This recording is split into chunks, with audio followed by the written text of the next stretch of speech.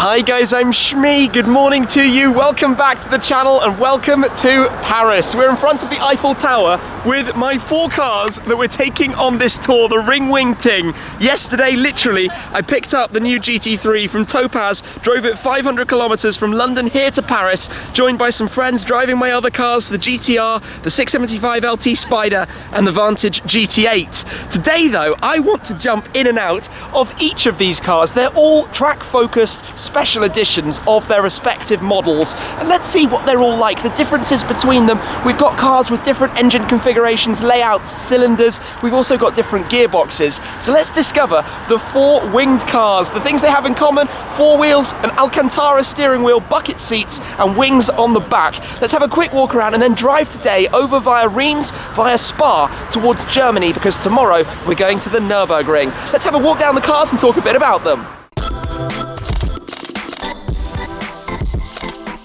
This is not a bad place at all to stop for a family photo with all 4 cars. A beautifully sunny morning in Paris, next to the most iconic landmark of the Eiffel Tower up towards the blue sky.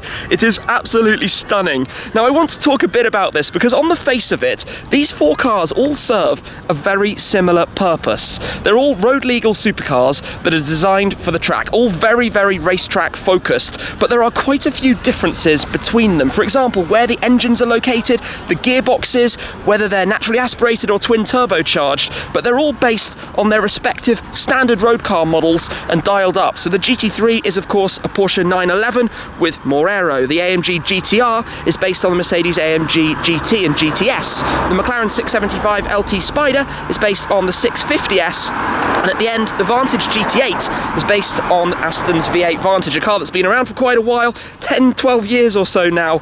The LT came along much quicker, the GTR a few years after the GTS, the 911 we've known for a very long time, but the current 991.2 generation. Now the engines of the cars, that's quite an interesting place to even start. The 911 has a rear-mounted engine, the AMG GT and also the Vantage GT8 have front engines, and the LT has a mid-engine just behind the passengers occupants of the car as well. So very different positionings. We've got a naturally aspirated 4-litre flat 6 in the GT3. We've got a twin turbocharged 4-litre V8 in the AMG. We've got a twin turbocharged 3.8 litre V8 in the McLaren, and in the Aston we've got a naturally aspirated 4.7 V8. So I know I'm very heavy on the V8s. We've got 446 horsepower, 675 horsepower, 585 horsepower and 500 horsepower. So actually quite interesting. The McLaren is vastly the fastest, but the other 3 are all actually quite similar in terms of their power levels. There's a big weight difference between all of them. McLaren very much carbon fibre,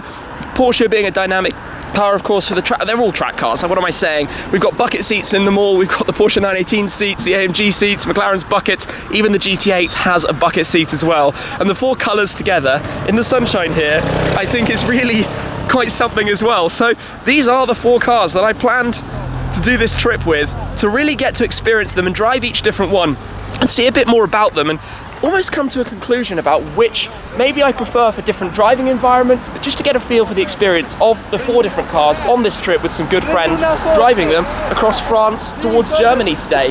So I think this should be a good one. I'm going to jump first into the GT3. Somebody's just taking a quick photo with it here.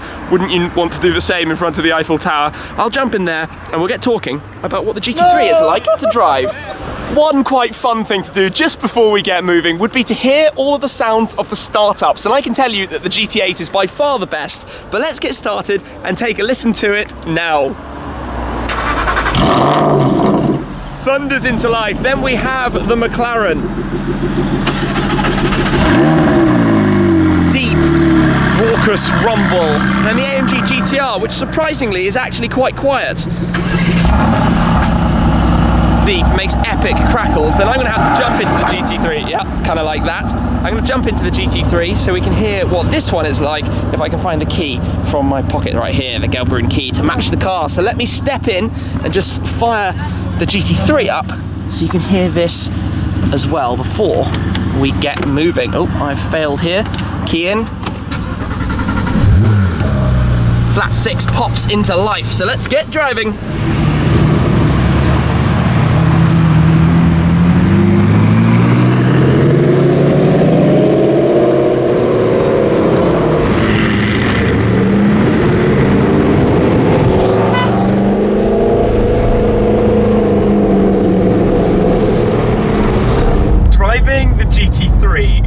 centre of Paris might not be the best demonstration or example or almost review of what this car is about, but let's talk about it and why I wanted to buy this specific car and almost how I've spec'd this car. So it's very much track spec. We've got a roll cage, we've got the racing harnesses, although obviously not wearing them right now, and we're driving it up the Champs-Élysées towards the Arc de Triomphe, which is, well, quite frankly, completely the wrong place, but it's pretty cool because the AMG GTR is right there, the other cars are all around. Now, there was obviously a big debate about whether I should have the GT3 with the PDK gearbox, the 7-speed Porsche Doppelkupplung, the double clutch, or with the 6-speed manual option that you can have. And I chose to have the PDK because the GT8 has manual, my Focus RSs have manual, my TVR Griffith that's in Bound in Future has a manual as well. So I kind of wanted track spec, which is fast, with a PDK. I've got the steel brakes rather than the ceramics, because if I drive it a lot on the Nurburgring, it's going to get very expensive very quickly. But this car now has 500 odd kilometers on the clock, 493 as we're about to brave the L'Etoile roundabout again up in front of us. One of the things I notice about it initially, and obviously because of the run-in, I'm driving it spectacularly gently. We can open the exhaust valve. There is a button there to make it a little bit noisier. You can firm up the suspension. You can put PDK into sport to just hold the gears a little bit longer, or turn off your traction should you wish. Obviously you can push it to the left to go into manual, or use the paddles, but just driving it basically in the standard settings, the normal gentle mode. The steering is very heavy, which gives you almost pinpoint precise direct feel to it, so you don't have to put in much degree of angle to lock in the front end, and the front end is brilliant. It has so much grip. 3 of these cars have Michelin Sport Cup 2s, and the LT has Pirelli Trofeo Rs. We're riding over very bumpy cobblestone streets here, and has to be said, the ride is not actually that aggressive and firm. Oh look, there's an old Mini. How cool is that? Got a peace sign from him. Priority to those coming onto the L'Etoile as we go past the Arc de Triomphe. So the steering is very direct. The pedal, the throttle and brake pedals, you have to be very, very fine with your inputs. The LT flies around there. Where are the others? I don't even know anymore. So you have to be very, very precise with everything, with what you're doing. This is ridiculous, the GT8 in my mirrors. But that's what this car is, right? The Porsche 911, so many generations, absolute precision. It is completely spot on. And I think the GTR is going the wrong way. We're supposed to go that way.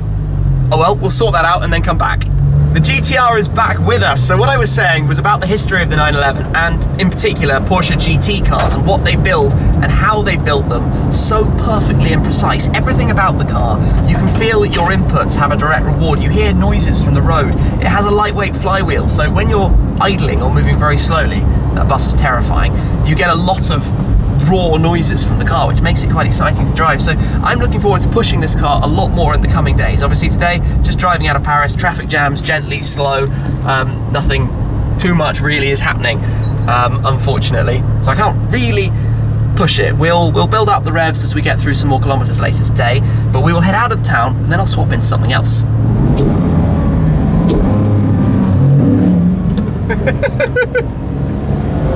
Oh, having fun, hey?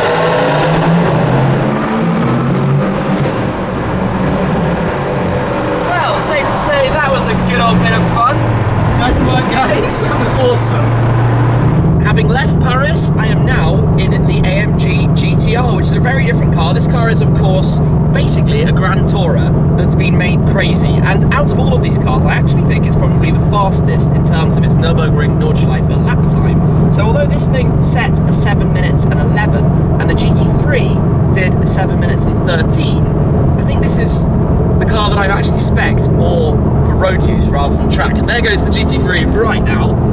Speaking of the devil, it's so funny seeing that from the outside. This is the first time I've seen it being driven. Well, I've not been in it, literally right now. But the AMG GTR, 585 horsepower, loads and loads of go, lots of torque from the twin turbocharged engine that comes from a filter bag. It's about to get very noisy. It's just hilarious. So it's a very, very good engine. It's used across the Mercedes range, or the AMG range, the C63, the E63, and one more. McLaren is going past as well. Epic! It's so cool seeing all of the cars driving, but with the engine being out in front, with the way you're sat so far back, basically on the rear axle, it feels like the bonnet just extends and elongates out so far away from you, which certainly makes you have to think when you're driving it. But it has four-wheel steering, so it can maneuver incredibly well. It's very, very agile for a fairly large car, and it really has this beast of the green hell characteristic. So if I start blipping down, listen to the back crackles from that exhaust system, and it's incredibly fast as well when you get moving. The exhaust valves just open up. It has these almost pipes that split out to the side that have no back box, so they're basically straight pipes. Loads and loads of noise, but it's a car that you feel you could just ride in and drive in for ages. You could do such a long journey comfortably, as I have done. That's done 12,000 kilometers, probably about 13,000 kilometers now in, what, 4.5 months, 5 months since I've owned it. You can adjust the drive mode, so you've got comfort.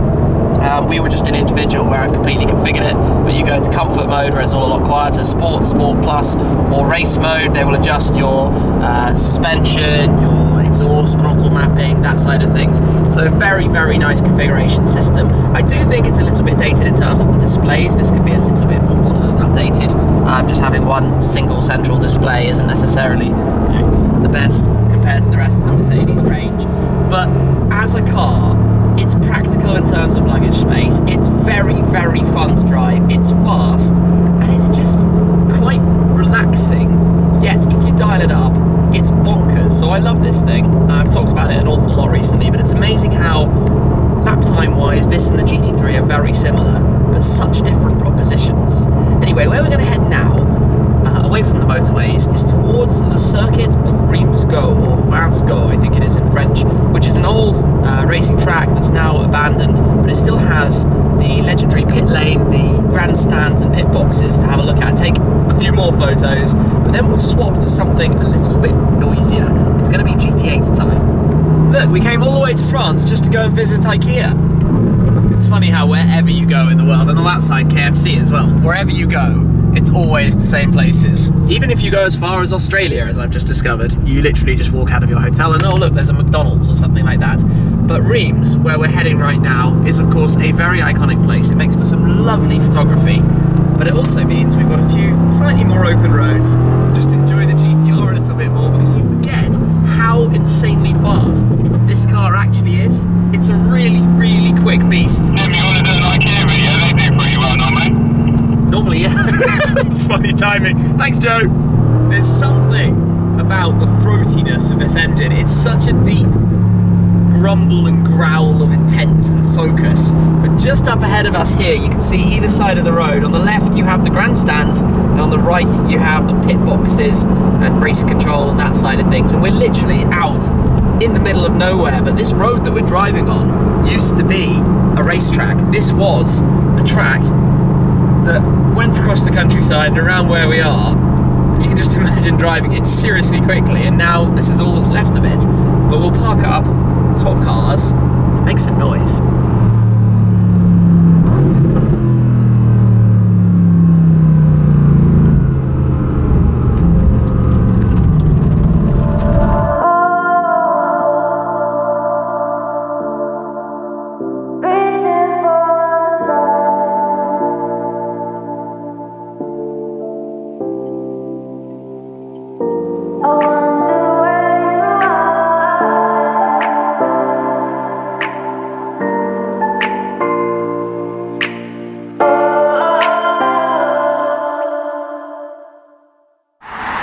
Hopping out of the GTR then, straight past the LT, we will be driving that shortly. It is now going to be Vantage GT8 time, but this place where we are is absolutely crazy, and I can tell you from experience, the sound that you're about to get from the GT8 as I drive off in that direction is going to be mental. Let's step in. Now, if you've been following for a while, you will have heard a fair bit of this car before, but just as a sample, let's put the window down. It's going to echo off the pit boxes here. It's ridiculous. There's a £10,000 exhaust option on this car, but we've got the fly-off handbrake, manual 6-speed. You could have it with the sport shift pedals, but it's an old school manual, 3 pedals, naturally aspirated engine. It's not the lightest in the world. It's not the fastest in the world. In fact, it's not really that light at all when you consider that it has a full carbon fiber body. But what it is pure smiles for the miles that you're driving. So let's pop into gear. Let's head out onto the road. We do have things like a reversing camera, and actually out of all of these cars, it's the only one that has Android Auto and Apple CarPlay. But out onto the road we go.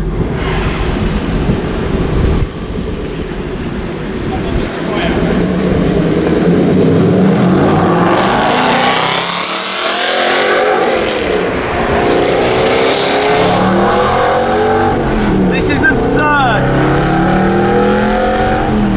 It's so noisy. Right, let's put the windows back up. Although one of the things I notice is that if you do put the windows back up, it doesn't actually get any quieter in here, because it's not about sound deadening, it's about going for a drive and having the biggest smiles you can imagine on your face. It is old school, the steering is heavy, the clutch needs to be precise, there is a short throw but very stiff gear shifter.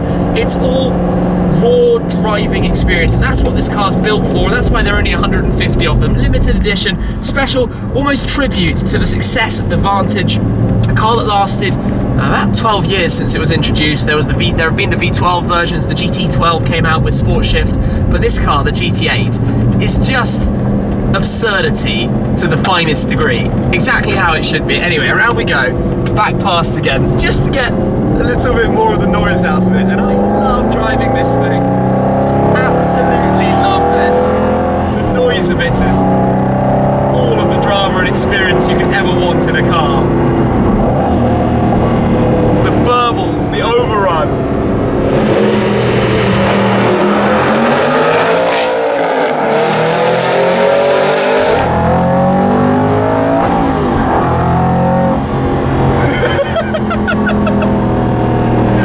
What is better than something that puts that smile on the face? It's insanity in the best possible way. So I know this car is not that fast. For example, my Focus RS is probably quicker around the Nordschleife than this car could do it. But it's not the point. It's about what it feels like to actually drive. So the engine's in the same place as the GTR. It's nowhere nearly as fast. It is completely not even in the same category. Should this even really be called a supercar? I don't know. But in terms of how special it is, and in terms of how special this one is to me, with the Road to GT8 series and building the whole car and seeing everything and being able to sign the chassis and the backside of the cloth for the seats, it's just something that I don't think I could ever easily part with. It is such a special car.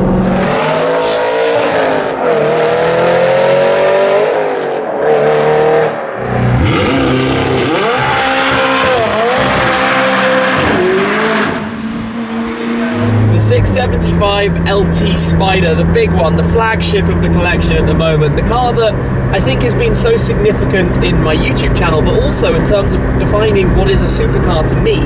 Following owning the 12C, the 650S, the 675 Coupe, and now the 675 Spider.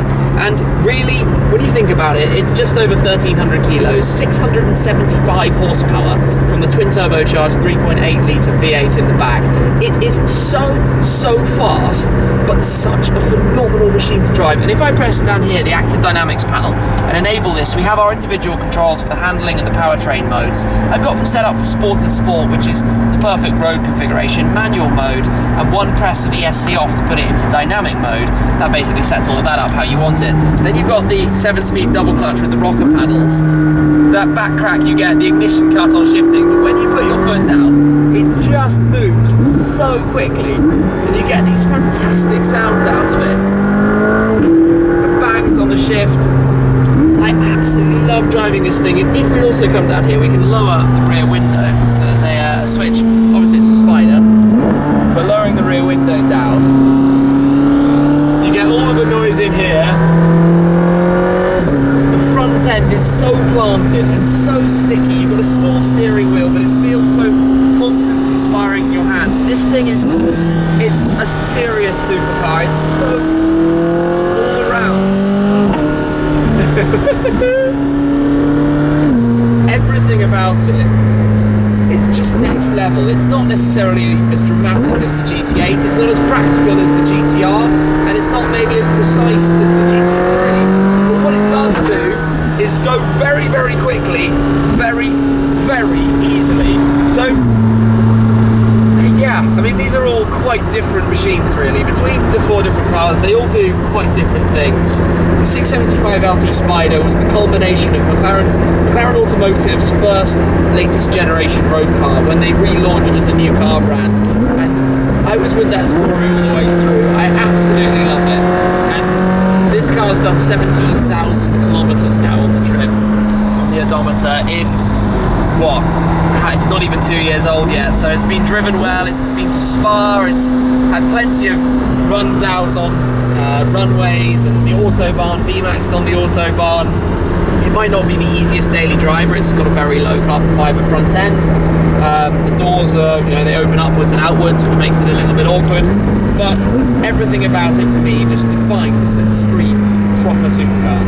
Given the weather is lovely though, we need to be putting the roof down, which you can do while you're driving. So there is a button just here, you can do it up to about 40 kilometers an hour. It takes 15 seconds or so, I believe. But then we can drive top down towards our final stop of the day, which is going to be at Spa-Francorchamps, where we will have a little meet and greet, so there might be some folks there. Roof is up, I was going to say up, I meant down. Roof is down, air conditioning is blowing hard. But just the last final stretches, hopefully 1 or 2 more nice little bits of road to drive.